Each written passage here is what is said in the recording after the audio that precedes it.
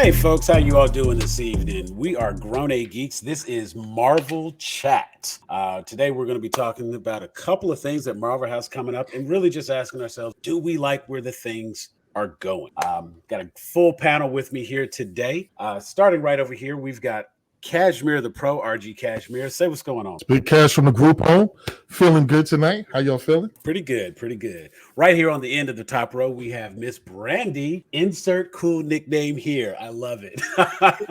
Brandy, how you doing today? I'm good. I'm good. I hope everybody else is good too.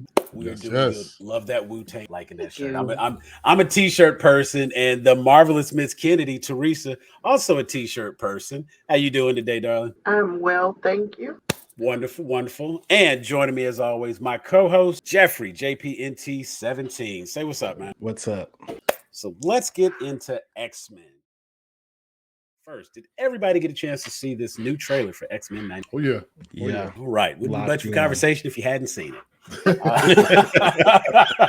So everybody did the homework. Wonderful one. The very first thing I want to say about this is I've gotten to the point where I just get frustrated by the number of people who I honestly believe just look for stuff to be pissed off about. And X-Men 97 had no reason to piss anybody off with the announcements that they've made about this series. True. And yet, people have found a way to hijack terminology and use it incorrect once again. And all these claims of the X-Men being woke. What do you got to say? Is that's I know that's a moment me and Jeff could just like do a whole show on. So we'll give some other people a chance to take the floor. Teresa, Brandy, RG, who would like to start? Well, I just want to say that we all know that I am the resident newbie, newest bee. Because not a total, but I'm not a comic book nerd. I'm a comic character nerd. But even I know what the X-Men is all about. The X-Men was woke was hijacked, Exactly. appropriated, Colonized. Well, So, bamboozle, hoodwink. Let us say. Go right ahead, because I have thoughts. yeah, that's it. I mean, the X-Men, it was a commentary on basically racism. So, it's always been. So don't get mad now. Yeah. And I think it's that part. Don't get mad now. Like, this isn't something new. There's no agenda. It's always been social commentary. Mhm. And anybody who's like, if you've never been a fan of X-Men, maybe you could make the argument that it's always been, and that's always been a problem. At least I would respect. But for anybody who's coming in now, and after seeing the trailer, and Brandy brought something up earlier as we were having our pre-call discussion. They've apparently somebody's upset about them changing the animation a little bit. Character models aren't the same. Brandy, what was that about? Yeah, you gotta say it on camera now. Right. You gotta say it for the people. What was the issue about? Let me say that I just think that the woke commentary is just people co-opting whatever they need to co-opt in order to manufacture outrage. People will say anything for likes and clicks and interactions, and being negative gets more interaction than positive. So I really believe that there's no way on this earth that by now people don't know what the X-Men was about. There's no way. There's been 88 movies that even if you never saw, like Teresa said, even if you've never in your life saw a comic, never watched any of the old cartoons, you'd have to be living under a rock. I believe this is manufactured, and I believe that people are going to people and make and create controversy for interaction. That being said, people are real upset about Rogues Behind. It is apparently an issue. I've seen several posts by reputable people. And that's the thing. With the one or two times I saw something, I thought it was like, oh, ha, that's funny. The animation, because it's always been like the weirdest thing. Oh, I watch X-Men for the plot. Here's the plot. It's always been kind of a laughing moment because it's only that one scene. Well, I can't even say it's that one scene because I've been rewatching X-Men, and apparently whoever was doing the character model for Rogue really liked Rogue. We'll say that part. That is kind of funny. But it's always been just like a laughable moment. But the fact that there seems to be like sincere outrage, and people are really trying to act like they're upset about it. I get very upset though, almost oddly upset about when I don't know what I can say. De-yamified. the women. Remember De-yamified. That the is bunny? What's her name? The They bunny from manified. the Michael Jordan movie. I can't Lola think. Bunny. Oh, Lola. Lola. Yeah. Yes. Yeah. Do you remember when they did the remake and Lola Bunny looked just like a girl bunny and not the bombshell Sexy. fan art that people been making Right. about her? They had a Right. fan. And it's I mean, you it doesn't can't do any favors to the geek community and our general stereotyping as overly horn doggish to right. react to a cartoon in this way. I will, it's not, I mean, you can be horny, but like, let's at least be horny about real life. You know what Right. I'm Just saying? Like, keep Right. it in you perspective. still got the comic books. You go watch the original animated series. I don't know. Maybe she had whatever Kim Kardashian did and got the injections taken out. Who knows what's going on with Rogue between the end of the original series and now. When you say earlier, I don't see how you could not know. It's because people are stupid and because we don't do enough like critical thinking anymore, like in schools, in like learned areas where people are taught to like read and think about what things are supposed to mean. The whole point of Rogue is she is supposed to represent the sexy woman that you cannot have. She is forbidden fruit. That is her power. She is, yes, very sexy. Look, She's the don't southern touch. girl next door. As soon as you touch, you out of here. If you touch too long, y'all are lusting after. Even if she was real, it wouldn't matter what her ass looked like because you would be out of here. We've seen that numerous times. Literally, that's how her powers manifest. Her high school boyfriend kisses her and she puts him in a coma. And you were looking right past that to, hey dog, I got to shoot my shot. All right, man. So you're missing the point. Like, this character is for you. Maybe you should look at more than just the yams because she is a well thought out character. She's smart, she's funny, she's friendly, but all people want her for is the one thing that they can't have: her body. Does that sound familiar? Maybe you should take a moment, talk to some women in real life who experience things like that and see that Rogue is a metaphor for women not being taken seriously. And once you can't have the one thing that women are supposed to be designed for, then she's a problem, i.e. a mutant. You missed the whole point again because all you saw was the yam. Wow. That's deep. Okay, that is incredibly deep. And I gotta give that to you. In all honesty, I think you made the case for why her character should be sexy. Yes. So I'm gonna respond first to what Sam had to say, right? About the woke thing. So I am completely out of the loop about the out. If there has been outrage, I haven't been paying attention to it. I don't really think, because I'm going to look at it from the perspective of who is the one, who are these people that are outraged. If you're not familiar with the mythology, I don't really think you can be outraged at what you think it represents just off your first viewing of a trailer for a cartoon, right? The whole purpose of this new series is, first and foremost, it's supposed to be to appeal to the people who were nostalgic over the one that ended in 97. And so, okay, well, we're hoping to get those stories cleared up, those cases closed. So if you're outraged about something, it's like, okay, well then you don't know. You're not paying attention. You wasn't watching. You don't know what you're talking about. You're just outraged because they're awareness or something like that. They mentioned something, that trigger word for your, yes, your conservatism. The trigger word was non-binary. Right. The trigger words is That's racism. Right. That's right. The trigger word is all these things that these people. But see, I'm gonna let you finish, and now I want to hop in and make a point about the anti-wokeness. Got you. So they got an issue with it being woke. I'm not paying attention to that anymore. I stopped paying attention to. I OD'd on a bunch of hater videos like that, and it started turning me hater, and I'm like, nah. So skip the woke portion for me. I'm just, okay, whatever people think about that. I'm biased. I already know. I've been reading the X-Men comics since the 80s. I'm knee deep. I know exactly what they stand for. So I'm not paying attention to any of that. Now, there shouldn't be outrage because Rogue's cheeks is missing, and there shouldn't be outrage. But yeah, I gotta say something. And that's why I appreciate what Jeff said. It's like, she's supposed to look good. I'm supposed to desire her. You're supposed to make her desirable. You can't lessen her femininity and then expect me to be like, oh, now I see why everybody wants her. It's like the, like old girl, like it's like Kristen Stewart. It's like the Twilight girl. It's like, why does everybody want? Why does everybody like her? Or like old girl from True Blood. Like, why is everybody fighting over Sookie? Everybody fighting over Sookie, this plain old girl. Yeah, you flatten her up, you give her the Heinz gravy outfit. Like, nah, she's supposed to have lumps.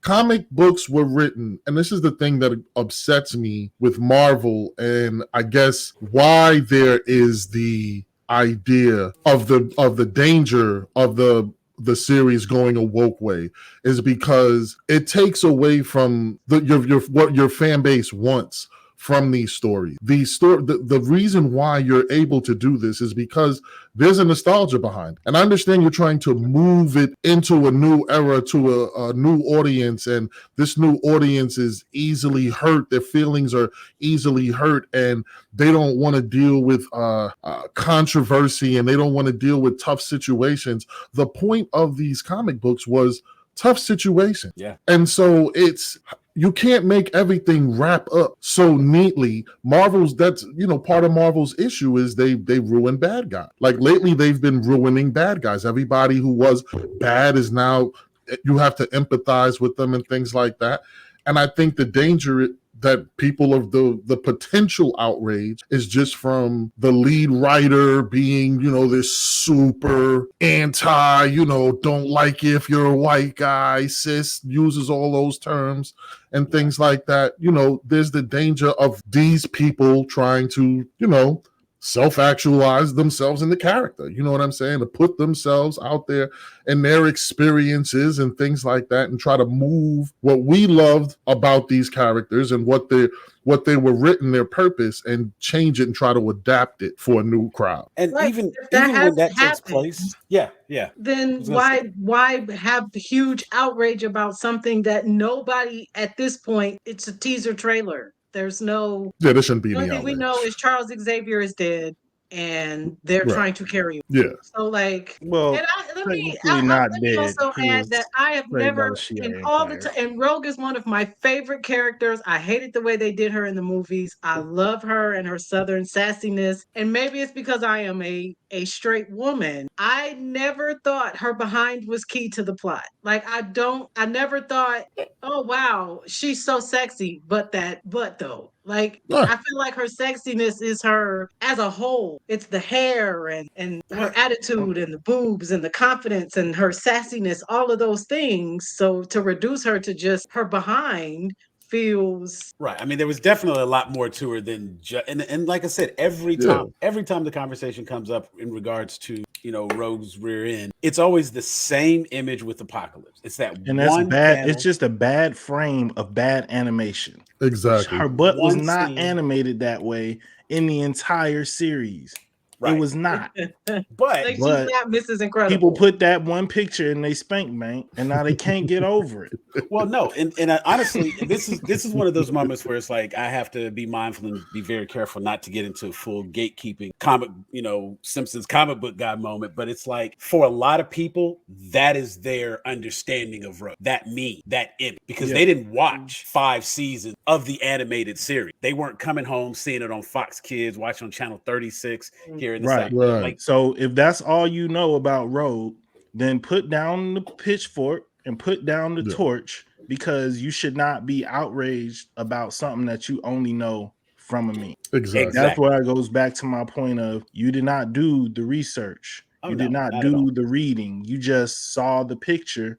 And they know a picture is worth 1,000 words, but a picture is not 1,000 words. Like, you got to get all of them words. You don't know necessarily what you are looking at. It's a still frame. It's not even an image that's meant to be looked at that way. Exactly. It is a moving image that has been frozen in between frames and is distorted. It's out of context. Right. I was going to say, it is literally out of context. Like, we as the quote unquote enlightened, if that's how we want to see ourselves, because I know others on the other side see themselves that way and they think we're the sheep. We as the enlightened have to do a better job of how we engage in these things. We respond too much. I feel like everything that I have seen has been a response to the anti-wokeness, and not just people being like, I'm so excited this is coming out. I'm so excited to see where they're going to take the story. Or I'm not sure about where they're going to take the story. It's like, you don't got to do a dissertation about why Morph being non-binary is actually canonical with the comics and with the show, and it makes sense. You know why? Because when you do a dissertation for a PhD, you are proving your point against a panel of experts. That means they have done the reading. That means they understand the topic. And so the questions they are asking you they come from knowledge, and they come from the point of advancing the conversation. What you are doing is doing a dissertation for somebody who has not taken the 101 class yet, and they are arguing with you, and they have not even passed freshman level understanding of something that you're putting doctorate level energy in. So fuck all that. F them people. If they want to know, they can watch the show, and they've already got their arms folded and they've decided that they hate it. Why are you trying to convert them? You know who you need to talk to? You need to talk to the kids who don't know. You need to be putting out more positive things for the young people who are trans, non-binary, LGBT, Black, whatever, people who can look at the X-Men and see the allegory of themselves in that story. Put out something that encourages those people to go check this out, because it's something that you love, it's something that you like, and something that you identify with. But we spend too much time on our side responding because we're trying to save a bunch of people who don't want to be saved. They already jumped in the volcano. Don't jump in after them with the rope, okay? Because the rope gonna burn up and both of y'all going in. And then what's left? Just let them do their hate. You don't gotta respond to it. Respond to it by appreciating the actual art. Put the energy into critiquing the art, because what happens is all of the conversation circles around the hate. Even the conversation that's trying to deflect the hate and debunk the hate is still about the hate. So then what happens to the studio execs is they see the conversation, and the conversation is all about the hate. And they go back in the rich businessmen who don't know shit about art and stories but control all the money. You're like, well, it looks like everybody hated it. And it's like, that's not true. It's just the people who loved it didn't say shit because they didn't want people like, who cares? Somebody, you post something that you like on X-Men, and somebody come on your timeline and say, F this is anti whatever. Block them. Move on. Block. Delete this comment. Goodbye. I just want us as geeks to be positive, and when we're excited about something, don't be scared. I saw the Marvels. It was amazing. So that lets me know everybody who is talking crap about it is stupid. Didn't watch it. Like, you didn't have to love it, but if you said it was terrible, you didn't watch the movie. Most of them didn't see it. Most of them did not see it. What you saw was 3 women, 2 of color, a Black female director, and that made up your mind for you. And then everybody responded to those people. Now, what I thought was really, really funny about the Marvels was most people didn't watch Miss Marvel. They were getting the person they probably didn't have the greatest relationship with from WandaVision. Right. And then everybody hates Brie Larson. Right. Everybody hates Brie Larson. Right. Oh, she's so stiff. Da-da-da-da-da. Well, she made it easy to hate her. But let me tell you, if you're insecure, hate her. Here's the thing. It has nothing to do with whether or not I felt insulted by any of the things that Brie Larson said. I just don't like her. She don't talk nice. Fine. She don't have the charisma. She made it let me tell you, I went from liking just from that statement. Have you seen the Marvel? No. Okay, so to that point specifically, this is actually what I was about to say. Anybody who had a problem with Brie Larson's portrayal of Captain Marvel from Captain Marvel needs to see the Marvel, because the range that she actually all credit to her for actually act. And it really comes down to, again, and it's one of those moments where I have to try to make it a teaching moment. And I'm trying to do better about what Jeff talks about and not just address the negative, but reinforce the positive. The character Captain Marvel in the comic books has canonically been pretty much an ass because she is incredibly strong. Most people, who can tell her what to do? She's the leader of the Avengers. That's her mantra. You know what I'm saying? And so she's just the epitome of power.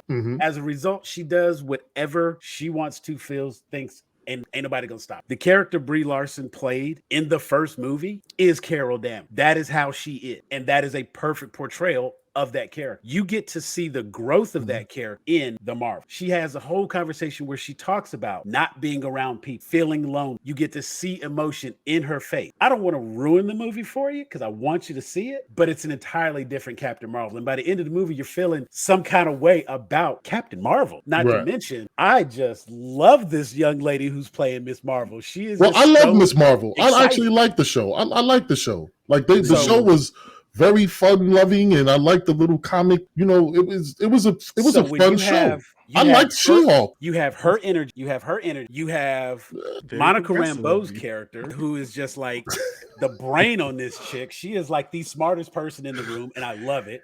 And she could kick your ass. Pretty damn cool. And you have this much improved version, so to speak, of Captain Marvel because the character has had some opportunity to exhibit growth. And it's not to say that Brie Larson suddenly became a better actress or anything like that, but the character, the way this story was written by the person it was written by, examines the things that needed to be outlined for that character to be like, to show that improvement and to show that growth. And The Marvels is a fantastic movie. While I have the floor, real quick, just want to say this one part. The non-binary part, when Jeff mentioned this, every time I've heard anybody say something about this, I've always made it just a very quick, take a moment and use common sense. Right. The guy's name is Morph. He can change into anybody. Anything, anybody, yeah. Male or female. Basically what you're saying is when he turns into a woman, you think he still has a dick. That's what you're telling me if you're mad he non-binary. That's weird.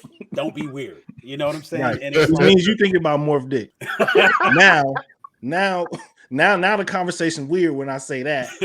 I'm out of pocket. And because you feel some kind of way about that, now you got to like lash out and be like, and that's what's happening in most of these cases. Now, what's really funny is this is where I have a moment, and I have a response video, and I'm ashamed that I did it because I shouldn't have taken the time and energy to put it into that. But I was like, if you don't read the comics, just say you don't. If all you know is this and this and this, cool, stay in that realm. But don't talk definitively about a character who, first of all, was only created for the show. Morph did not exist before the X-Men TV show. Literally to die. Right, exactly. So the only other example we would have of a character like this who could fill this role and give you some kind of understanding is Mystique. Raven Darkhold, who in the comics has a daughter with a woman when she was a man. Mic drop. You know what I'm saying? And it's just one of those things where it's like, don't know that, that's fine. Right. You're not wrong for not knowing that. And it's my responsibility to tell you that stuff like that has always existed. This is nothing new. And it makes perfect sense for him to be non-binary because technically, and somebody put a really, really smart comment in a thread I was on, technically every one of the X-Men is non-binary because they all have an extra G. Okay, all right. That's and I was like, do not come to this conversation with logic and intelligence, sir. Don't see. That's when I'm saying y'all doing PhD level dissertations for and having read the freshman level seminar because you don't even know Morph is just made for the comic book, for the cartoon to die in episode 1. Don't make it. But technically, is he not? Are you talking about just for the show, or are you talking about like the comic book version where this? I think this person that they're saying is supposed to be the changeling person. No, like they're calling him more. Somebody totally I thought the name of the character was Sydney something. No. Which is changeling. This is Morph. No, this because Morph comes back at the end of the cartoon too. They like rescue him and he has like mental issues he's going through because of experiments that Mr. Sinister did. He was out with Moira McTaggart. Right. Okay. Your Island. So this is the same Morph. Oh, so he's not dead. They're resurrecting this Morph. No, not is even. Is that the backstory? No, they resurrected him in the original cartoon. There's like a whole story arc where he like comes back and he tries to rejoin the team, but he's just going through it and he ends up leaving. Yeah, that's right. It can't be season 4 either because I'm in season 3 and I just finished that arc. Okay. And so ultimately the problem is some comic centric news sites and of course all the YouTube channels, because as Brandy pointed out, hate gets more click. When you talk about, oh, it's the worst thing ever and it's so bad. Like people are going to come, even if they run to the comments just to tell you how wrong you are. Right. You're still going to get that engagement. That's going to impress all the algorithms and get all the impressions. And like Jeff said, it's going to make people think that is what the focus, because that's all anybody's saying. As long as people keep using the phrase and just talking about, literally, it's saying the show is ruined by the inclusion of a non-binary character. First of all, it's not the inclusion. He's always been on the damn. And the only thing that's technically different now is they're making a point, if you will, to point it out. Hey, here's an additional. He is making a point. He is making a point. The character is making a point to say, because I can change back and forth between all of these things, I am not going to confine myself to what y'all have to confine yourselves to, because my powers allow me not to. So how does his being non-binary contribute to the story? Because he was always there. No, what I'm saying is, how does knowing that contribute to the story? Like, how does that come into play? Is there a situation where him being non-binary? Well, I'm not necessarily it does. Change that character. I'm not saying it does. I am not saying it does. Here's what it is. Here's I don't know because the show hasn't come out saying it. And honestly, the benefit of it is non-binary people who are in real life being able to look at a TV show and see a character that identifies the exact same way that they do, so they feel a little less crazy. Also, people who are not non-binary watching the show, seeing a non-binary character and saying, oh, okay, this makes sense. Like, I didn't understand what that meant, but seeing it this way is helping me understand it. So when I hear someone say in real life, I'm non-binary, you don't have to be like, well, what the fuck is that? I'm not going to be insensitive. I'm not going to not understand when somebody tells me their pronouns are they, them. I can just accept that that's what they're saying is how they're living their life, and I can respect that because I've seen things that help me understand it, so I don't have to go to that person and make them spill their guts to me and be like, well, what does that mean, non-binary exactly? You're not a guy or a girl? Like, how does that work? Right. What bathroom do you go in? For me, and maybe I just oversimplified, because I felt the same way about Loki, and everybody freaked out about Loki kind of being like, if you don't have to choose, because you literally don't have to choose, then why would you choose? If I can wake up tomorrow and be me and wake up the day after that and I'm Idris Elba, why would I say I'm either man or woman? I just am. It was that simple, and it's always been that simple. And I have to say, when I first heard the term, when I first saw anything that it says like, oh, the character Morph is being included as non-binary, I was, guess I meant, like, that was my literal reaction, like, oh yeah, because that makes sense, because he can change into anybody, literally anybody. It would make sense that he's not going to be just male, just female. X-Men is always been known for helping people relate to situations that they may not be familiar with. And for anybody that disagrees or has any issue with it, take it up with Stan the Man, because he broke it down in multiple interviews, and he's always said it was always social comedy. And you can find any one of those interviews on YouTube, and it's just take a moment and listen to that. And if the creator of the thing tells you this is what it is, don't tell him he's wrong. He made. As far as whether or not it's woke, I don't care. I want to know how the hell Gambit charged up Wolverine's claw. Thank you. That's all. I'm like, well, if we do not get to that part, I need to know how that's going to play. Because can we talk about how just happy I am to see Gambit? I have been missing that. I don't understand why he's not in the I'm like movies. He's such a great character, and the one time they put him in the movie, we're not even going to talk about that because that movie is stricken from the record. Wow, am I really the only person that liked to the ground slam? You are. Wolverine? You are. I am. You are. You are. I mean, I will say, I think they did a I got the Men in Black thing for that movie. They did a good job showcasing Gambit's powers in that show, because he jumps off the roof and he slams the staff into the everything blows up. But I'm not gonna give it a pass, as that was a great Gambit. That's not what I'm saying. It was a showcase. It was a display of the powers. I think they did it pretty good. Same with Wraith. Same with Blob. It was just the script. It was what they did with Deadpool. Let's just be honest. Everybody is still kind of like. And the funny thing is, I liked Wade. I liked the way that was in that. I liked that Wade Wilson, because it was just Ryan Reynolds being Ryan Reynolds. Well, that's what they just transferred. They transferred that guy and was like, "You go, but we're going to turn you into somebody else." You know that Ryan Reynolds has basically been playing Deadpool since Blade Trinity, because the character he played in Blade Trinity was like the groundwork that I think that was the first time he thought to himself, because somebody probably said like, "Oh, that's kind of like Deadpool," and he was like, "What? It could be." Maybe it should be. And from there on, he went on to be like, what do I have to do to become Deadpool? I think it would be a very interesting plot line to actually have Xavier pass on, not be off with the Shi'ar in space kind of thing, but to actually just have him pass on, because now it adds a different element, because there won't be like Charles could come back kind of situation. Because as long as he's in space, surviving out there with Princess, whatever, he could come back. He can use the astral plane to reach out to Jean and tell her she's strong enough and she's enough and that kind of. We don't want that. I think it would be an interesting plot point to just the words he spoke on what appeared to be his deathbed. Let that be his final word. Let the X-Men figure out how to move forward. And if they want to kind of go with the House of M turn and with Magneto now taking over the school. And RG, I apologize, but if they do go that route, that's going to be them taking a villain, making him a hero. But that happened in the comics. Right. You can't really be mad at that. Yeah. I was about to say, and that would be, and I think it would be interesting because that gives them, depending on how many seasons they try to get out of it, having him actually make the turn, because now he has the mansion, he has the X-Men, and he's around them all the time.